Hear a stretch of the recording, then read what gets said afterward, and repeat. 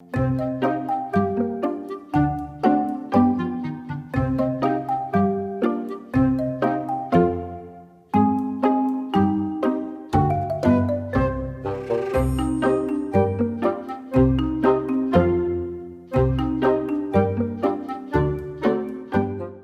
cazul în care folosești telefonul ca să te uiți la filme, sau televizorul tău este prea mic, prea departe sau are rezoluție slabă, ai putea lua în considerare Smart TV-ul 4K de la Tesla.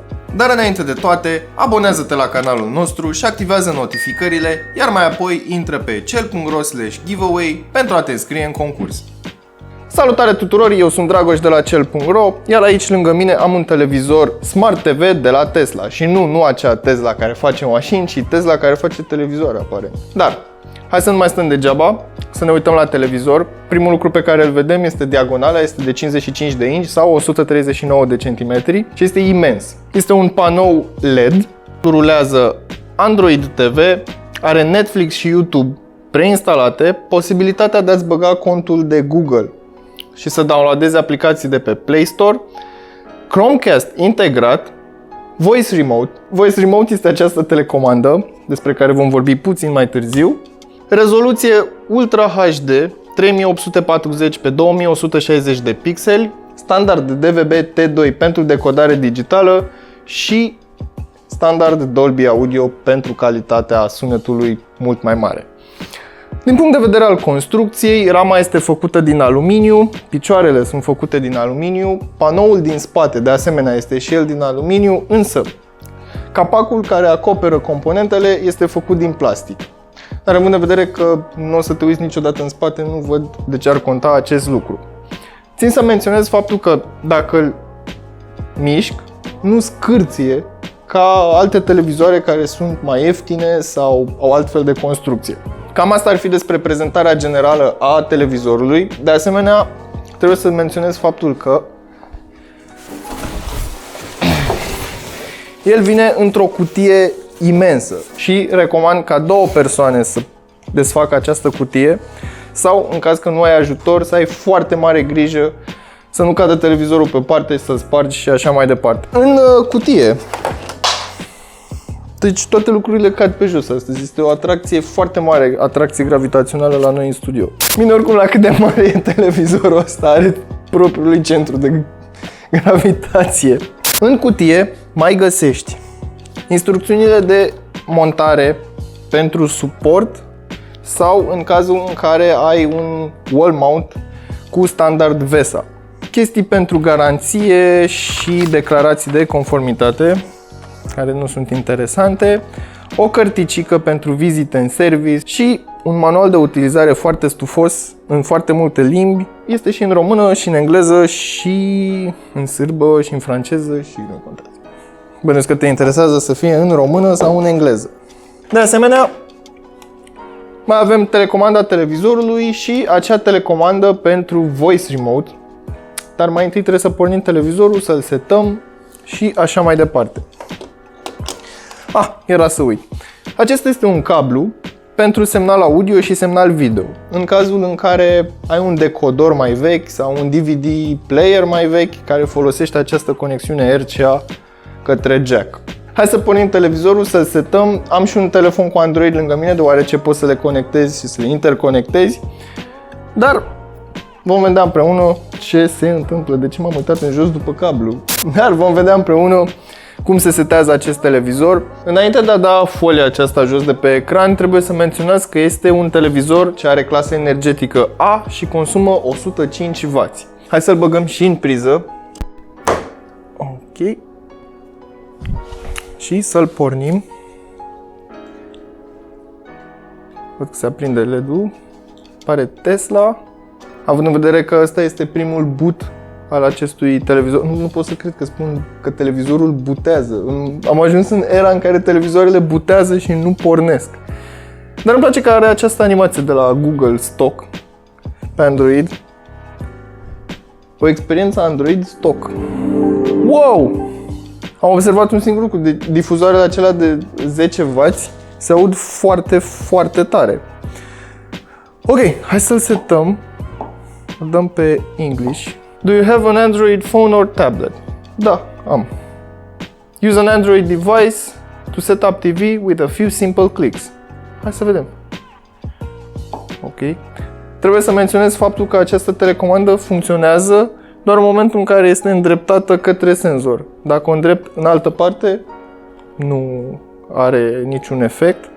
Deci nu o să interfereze cu, știu eu, alte dispozitive pe care le mai ai în casă. Ok. Search box-ul de pe Google. Hai să căutăm Google pe telefon. Ok Google, set up my device. Next. Și acum scanează după dispozitive. Globe 986, Globe 986. Dăm un tap. Îmi dă un cod, trebuie să verific dacă acest cod este același și pe telefon și pe televizor. Dăm next. Wow, îmi cere amprenta pentru motive de securitate.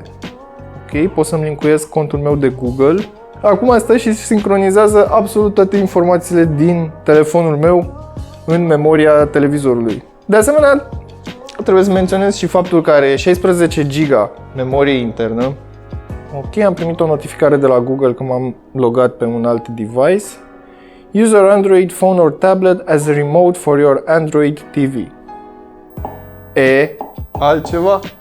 Deci, în cazul în care pierzi telecomanda, poți să folosești telefonul și în cazul în care ai pierdut telefonul, vei putea să folosești comanda vocală. Și în cazul în care pierzi și telecomanda pentru comandă vocală, e bine, nu mai poți să te ajut atunci. O să las telefonul deoparte, pentru că scopul inițial e de a-l folosi cu telecomanda lui. Dăm accept la Google, dăm accept și la locație și la îmbunătățirea serviciilor, căutăm română. Îmi place că sunt setate în ordine alfabetică, după cum puteți să vedem. Și în sfârșit am găsit România. Dăm next sau ok. Software notice, chestii pe care nu le citește absolut nimeni. Desigur trebuie să dai scroll până jos ca să activezi aceste două butoane. Sincer, sunt mai mult entuziasmat de partea smart a acestui DF decât de partea de televizor. Adică, să fim serioși, orice televizor funcționează ca televizor, te uiți la știri. De asemenea, după cum poți observa, poți să conectezi până la 3 dispozitive prin HDMI. Așadar, poți să-ți conectezi laptopul, calculatorul, nu știu ce altceva mai poți să-ți conectezi.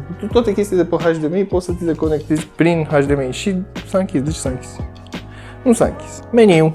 Hai să vedem ce opțiuni avem în meniu. Deci acesta este ecranul cu meniul televizorului. Hai să vedem la video ce avem. Picture mode. Vivid, high brightness, sport, cinema și, bineînțeles, probabil user. Sunt niște setări personalizate, da. Astea sunt, cred că, cele mai avansate setări pe care le-am văzut până acum la un televizor. Doar la video. Hai să vedem și la audio, deoarece m-au încântat difuzoarele atunci când l-am pornit. S-a auzit foarte tare. Abia aștept să intru pe YouTube ca să punem niște muzică. Avem un buton de Netflix, am uitat să prezint telecomanda. Butonul pentru couch potato, sau mai bine spus, cartof de canapea, tradus în limba română, sau butonul care îți aduce fericirea. Avem aici sus, jos, stânga, dreapta pentru navigare prin meniu, butoanele cu taste numerice, butonul de power, butonul de mute, clasicele butoane colorate pentru teletext în caz că mai folosește cineva teletext, volum plus, volum minus, program plus, program minus și play pauză, fast forward, backward și cancel. De asemenea, avem și această telecomandă smart cu un buton pentru voice, plus minus, butoane media, home și back. Probabil acestea sunt pentru navigarea prin meniul smart. Imediat ce îmi dau seama cum se folosește.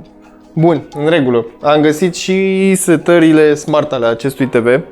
Bun, pe telecomanda principală apeși pe butonul Home și în momentul în care apeși pe butonul Home, intră în meniul Smart. Bun.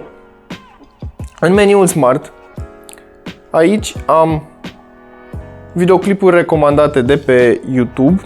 Dacă apăs o dată în jos, am aplicațiile instalate pe acest Smart TV și după cum putem să vedem, avem YouTube, un media player, Netflix, probabil manualul, ia să vedem, e manualul televizorului în format electronic. Da. Noi nu citim manualul de utilizare. Nimeni nu face așa. Google Play Music și Google Play Games. În Google Play Music mi se pare o chestie foarte interesantă și de ce?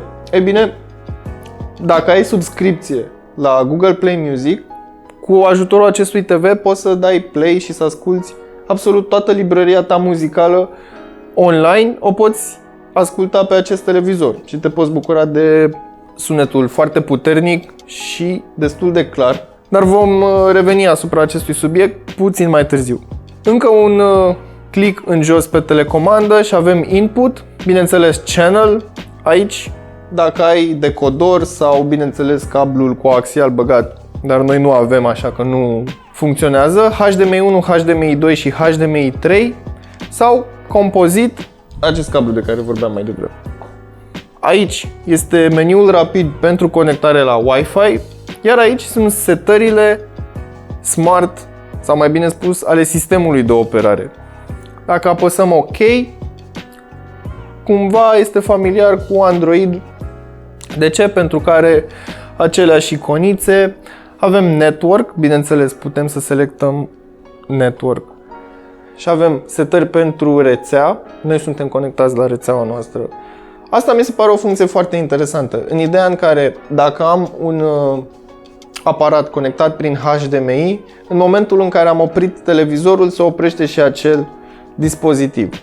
De asemenea, Power the TV with a HDMI device. Dacă pornesc device-ul și televizorul este conectat prin HDMI la acel dispozitiv, pornești odată cu el.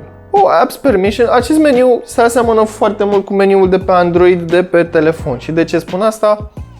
Aici am aplicațiile downloadate, iar aici sunt aplicațiile din sistem, unde putem să le vizualizăm, dar probabil nu putem să le facem nimic decât să le dezactivăm, să le dăm force stop în caz că s-a blocat un proces. De asemenea, avem detalii despre spațiul utilizat.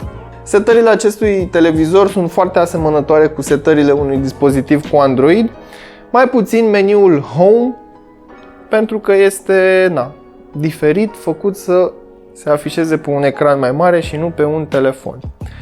Telecomanda aceasta trebuie sincronizată cu televizorul, deoarece este pe Bluetooth și nu are niciun senzor. Eu am crezut că are un senzor, dar așa, trecem peste. Bun, trebuie să intrăm în setările televizorului.